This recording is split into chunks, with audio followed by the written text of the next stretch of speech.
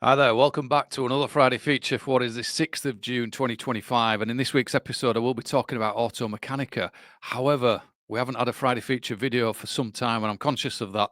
And that's purely because we've just been inundated with a lot of volume work, whereby we've just not had time to create the content. But as a byproduct, we've got lots of things to share going forward. So you're just going to have to bear with us while this wave catches up with you and we start crashing down some of the information that we've managed to obtain over the last few months of working on live cases effectively in the field of vehicle system forensics. And we will feed back out what we can. We've got some case studies that will be going in. We've got some exciting news over various different products. I've got some products to review as well, which links in a little bit into this week's show around talking about where we were on Tuesday, which was Automechanika. So yeah, we're back with a little bit of a soft landing in the Friday feature of the Automechanika this week, but there'll be lots more content coming for continuing education, and there'll be some changes to the Vehicle Network app as well. We've got quite a lot to get out, so over the next coming weeks we will start to feed this information out to you. But as I've introduced, I want to talk a little bit about Automechanika this week, which is an aftermarket trade show essentially that's run at the National Exhibition Centre here in the UK, which is a massive venue that every trade show uses in order to promote their particular industry. And this was held over 3 days, so that's the size of the event. You know, they've put the conference in there Tuesday, Wednesday, and Thursday, so you could select which day you wanted to go on to give people the option and flexibility to get there. And really tailored towards automotive aftermarket. So I've written this up as a blog, which I'll link below the video as well. We did publish it on the website when I got back on Tuesday evening, just as a quick sort of write-up, but I will go into a little bit more detail on this video around what we saw while we're there. Now, it's important to remember this is aftermarket, so it covered absolutely everything from collision repair to parts to things that wouldn't really interest us as vehicle system forensics specialists, and perhaps 70% of the stuff there is not really relevant to the work that we carry out, but interesting nonetheless to see what's going on in the different areas of the automotive industry. Now, this was spread over 3 halls, and for anybody that's been to the NEC, will realize how big an area that is, because the halls are fairly big in themselves, and to stitch 3 together just shows you the size and the number of vendors that were there in order to promote their services and goods to the aftermarket population. Now, we got there fairly early, around 10 o'clock, but it was easy to get through and get in. You could pre-register to this event and print your own badge off, so you were literally straight in to the halls. And how they'd set this exhibition up was to kind of put all the similar technologies all into one place. So also collision repair, body repair, paint, etc. was in one area of the exhibition. Diagnostic tools and technology was in another area. There were keynote speakers at various different points throughout the exhibition and timetable, so you could go and listen to some talks as well, which was spanning over the 3 days. Quite a lot of talks, to be honest. We only got a chance to get into one, which I'll discuss as we go through. And then, yeah, you name it, to do with aftermarket, it was there, from chamois leathers to parts, to cleaning equipment, to safety equipment. Absolutely everything was encompassed within this. So I would really recommend that you check it out if you're into automotive and the aftermarket side of things, just to see what's going on. Obviously, there's a lot of online content out there, but you don't really get a feel for it until you're there in person and get a chance to speak to people and connect. So I'm going to pick up on some of the things that I've written up in the blog, really, as to what might interest you from a vehicle systems forensics perspective of looking at vehicle data. And the first stand that struck us was a new tool that's coming to market and was being launched at the show, called ECU Check. And this essentially is a tool that will check whether or not an engine's been remapped. It'll compare it to a database of known standard maps and flag up whether or not that vehicle has been subject to a remap. Now, that's useful in some scenarios, certainly from our perspective, investigating serious collisions.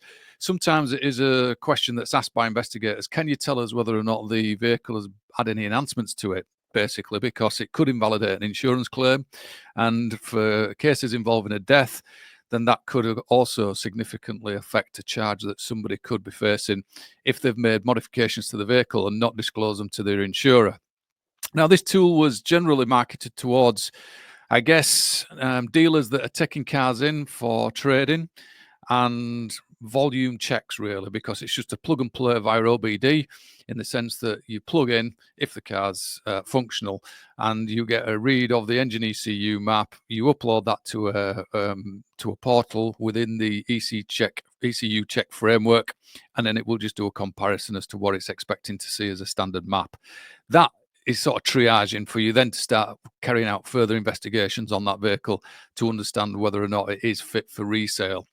Now, they are backed by one of the leading remapping companies. I think it's called, forgive me, Alien something. You'll see it in the photos that I've got online, and they are quite experienced in dealing with engine remaps and have got quite a lot of technical knowledge around that. So they have got good coverage across the aftermarket population, I guess, and the vehicles that are out there. It's not to say that you can't do this with other tools and other mapping tools. I guess it's an option for people that maybe just want a tool that can quickly scan cars and check whether or not they've had any modifications. The other interesting point on this is also that it would highlight any fault codes that have been deleted as well, which can be a sign of people trying to cover their tracks a little bit as well, and it could be useful to know whether or not fault codes have been deleted. Now, I did ask the chaps that were running the stand whether or not it would give dates and times over when remaps had occurred, or dates and times as to when fault codes was deleted, and they did tell me at this time, just because it's in its infancy, that type of data wasn't being presented within the reports. It's just a fact you will matter that the ECU that you're looking at has been remapped. You may be able to then lead you into further investigations, and there are obviously other types of checks that you could potentially carry out, but the tool itself is just identifying whether or not there's been any alterations. This was retailing at around £299 a month, £300 a month, in order to possess the tool. Interestingly, you couldn't actually buy it. It was like rented, and you'd be looking at an initial outlay of around £1,000 with all the agreements and some months in advance. But it did sound as though they were flexible with that, in the sense that if you only needed it for 2 months, then you could give the equipment back and, stop paying those monthly premiums. So it just depends on how many vehicles you would be seeing as to whether that's worthwhile.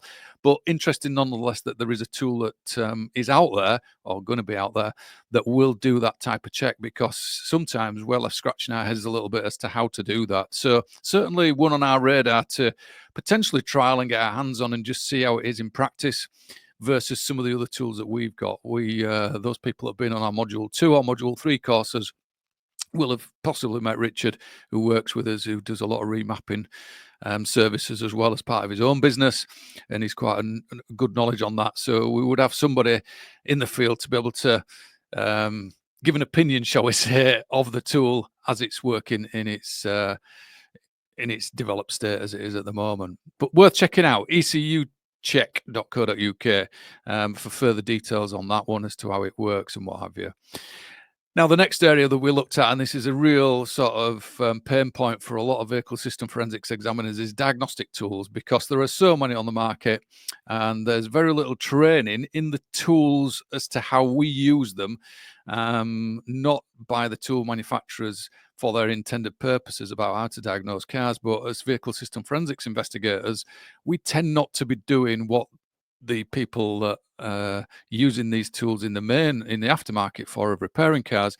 We're just looking to interrogate the vehicle for either stored fault codes as part of benchmarking, or to try and get some user data from the vehicle, whether it be unique identifiers or whether or not there might be some freeze frame data within fault codes that could assist in, say, serious crash investigation, and be able to use that tool comfortably, competently, save that data out as well from the tool, which can be a stumbling block. And there are just so many, and there are so many iterations of each tool as well.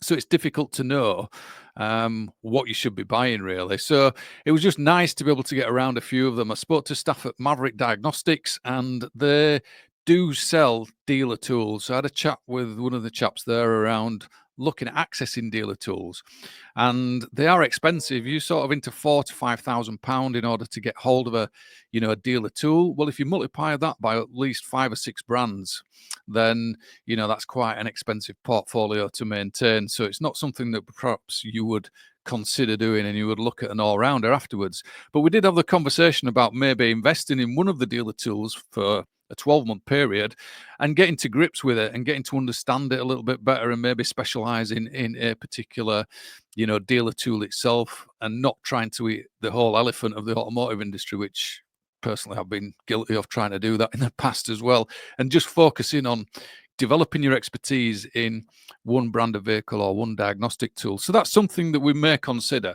And as we talked about, 5 years down the line, if you've done one each year, then you might start to understand those tools a little bit better. But it's an investment in time, it's an investment in money, and there's not a quick fix for it.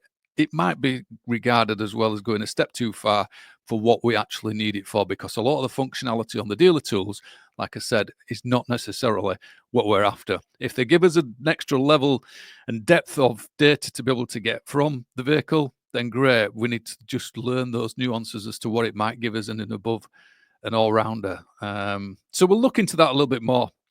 But if anybody does have any inclination for getting dealer tool, then Maverick Diagnostics would be worth reaching out to, because they look as though they cover most of the brands that are out there. We then did look at the all-rounders, so your Autels, your Launch, your Think Diagnostics, Topdon, Texa, they were all there, Snap-on.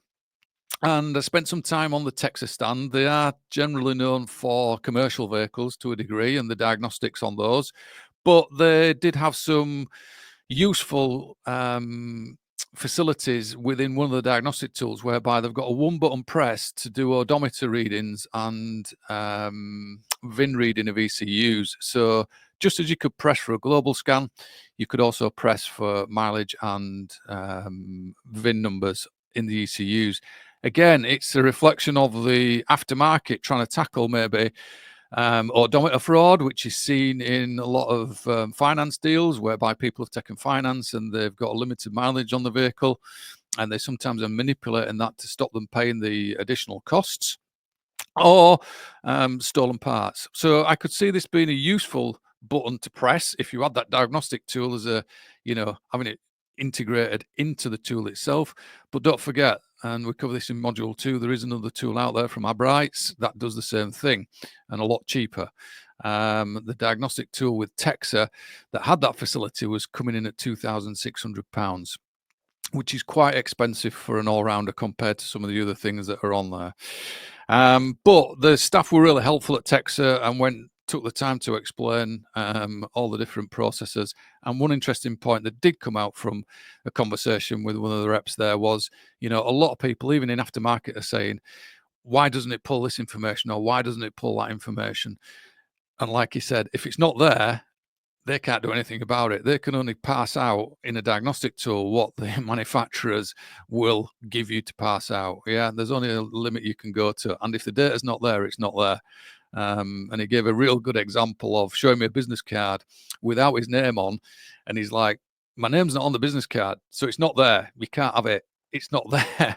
And I thought that was a really good analogy that he was having to field off for a lot of inquiries that were getting put to him on the stand over why they didn't decode certain information from the manufacturers. So useful to get that firsthand. I guess to wrap up on diagnostics, I did come away with a Phoenix 3 Lite from Topdon, which is just a scanner. It's their entry-level professional scanner. Doesn't allow you to do any changes or manipulations. Be doing a separate video and reviewing that. But the reason that we went for that was it is relatively cheap in comparison to some of the other things. It just does what perhaps you need it to do from a diagnostic standpoint within vehicle system forensics. It'll allow you to scan for fault codes. It'll allow you to interrogate ECUs. It'll allow you to see freeze frame data. It'll allow you to export that out into a PDF. But the one thing that I do like about that is the fact that it gives you a network topology view. And from a training perspective, you can see which ECUs are on which communication bus. So that can be useful for staff. So look out for a separate review of that. I will do a full video in respect of that machine once I get a little bit of time to familiarize myself with it first, and then talk you through it in a step-by-step guide. And then finally, we were just looking at training, because training is obviously something that we're keen on trying to share knowledge back through a program that we've developed for vehicle system forensics. And all the training providers that were there, absolutely no problem, for the automotive industry, but nothing really on, vehicle system forensics or automotive cybersecurity either, really, that I could see. Now, it's not to say that it wasn't there. Got to remember this was spread over 3 halls. But after having 2 or 3 walks around, couldn't really see anything that was smacking me in the face to do with training for the field of vehicle system forensics, or from a automotive cybersecurity perspective. Now, there may be an argument the aftermarket don't need to worry about it to a degree.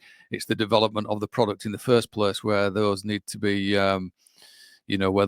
made out. However, we've got to remember that once exploits have been found, how does the aftermarket deal with that, and what do they need to be aware of? So I think the scope for development in this area of automotive cybersecurity in the aftermarket, but also training that's a little bit different from what most of the automotive industry is geared towards on training, which is needed to upskill people to repair cars and to be able to understand the technologies that are on them. And there is some overlap, but it's how much overlap do we need from a vehicle system forensics investigator into their world, whereby maybe 80% of the training is not necessary, and we just need to elicit certain parts of it in respect to that. So I hope that gives you a little bit of an insight into Automechanika. Like I said, if you are interested in going, I would recommend it. It is at the NEC. It will no doubt be getting advertised on the back of it closing already for next year. So if you're of a mind of planning ahead, then by all means, check out the socials for them and the website as to when they may be advertising it for next year, and get yourself down and have a nosy. But that is our take on it for this year and what is useful for us in our world of vehicle system forensics and vehicle data. So as I say, we've got plenty of content to come. There's going to be some changes.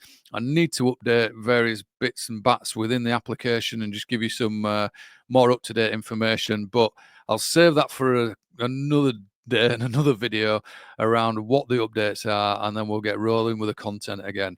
So if you've got any questions, as always, you can message us within the app. You can drop an email to training@harpershaw.co.uk, and we'll be happy to answer any queries that you've got.